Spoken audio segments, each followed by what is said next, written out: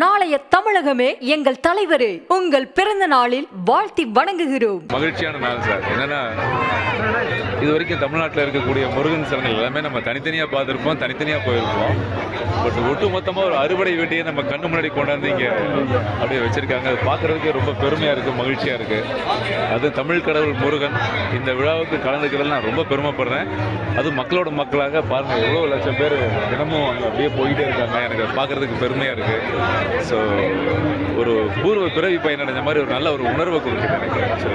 அந்த ஆளுங்கட்சி கூட்டணி சேர்ந்தவங்க அந்த முதல்பட்ட மாநாடு அரசியல் மாநாடு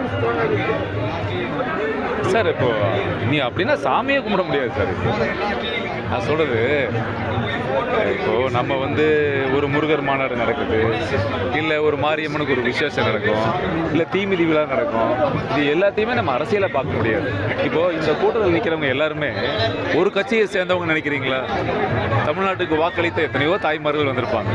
அவங்க இந்த கட்சிக்கு தான் வாக்களிச்சாங்கன்னு சொல்ல முடியுமா? அவங்க ஒரு கட்சியை வாக்களிச்சிருப்பாங்க. ஒருத்தர் விருப்பமாக இருக்கும், ஒருத்தர் வேற வேற மதமாக கூட இருக்கலாம். ஆனால் என்ன விஷயம்னா, நமக்கு எல்லாத்துக்கும் அரசியல் வேறையா இருக்கலாம், ஆனால் நமக்கு கடவுள் பொது தானே. கடவுள் நமக்கு பொது தானே.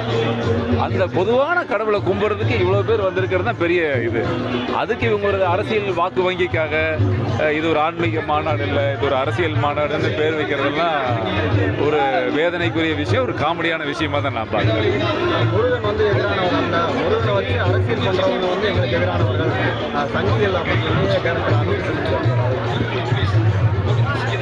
எனக்கு இந்த சங்கின்னு சொன்னாவே முருகர் கோயிலில் வச்சு நிறைய பேச வேண்டாம் நினைக்கிறேன். மனசு கஷ்டமாக இருக்கு. இந்த சங்கின்னா என்ன சார்? என்ன சங்கி? நீ இந்துக்களை சங்கின்னு சொல்றதுனால உனக்கு என்ன சந்தோஷம்? இது என்ன பெரிய சந்தோஷமா? இப்போதான் பார்த்தேன், எச் ராஜா என்ன சொல்லியிருந்தாரு, நான் மங்கின்னு சொல்லவான்னு சொல்லியிருந்தாரு. அப்போ வேணா நம்ம மங்கின்னு சொன்னால் நல்லா இருக்குமா?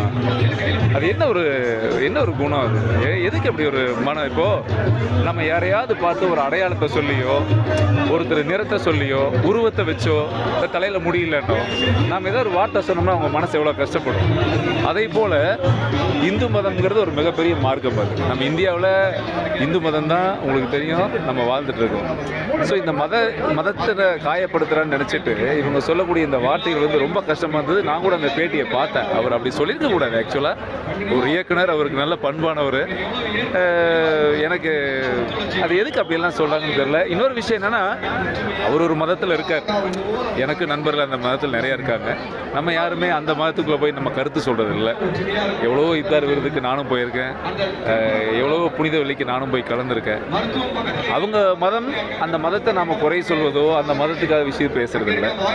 அப்படி பார்த்தா எல்லா அரசியல் தலைவர்களுமே ஒரு இஸ்லாமியர் இப்தார் விருது வந்ததுன்னா போய் தலையில் குல்லா வச்சுக்கிட்டு உட்காந்து சாமி கும்பிடலையா? அது உடனே அது இப்படி நம்ம யாராவது இங்கிருந்து போய் போராடணுமா? ஏங்க அது நீங்கள் இப்படி பண்ணி சாமி கும்பிட்டீங்கன்னு யாராவது போராடணுமா?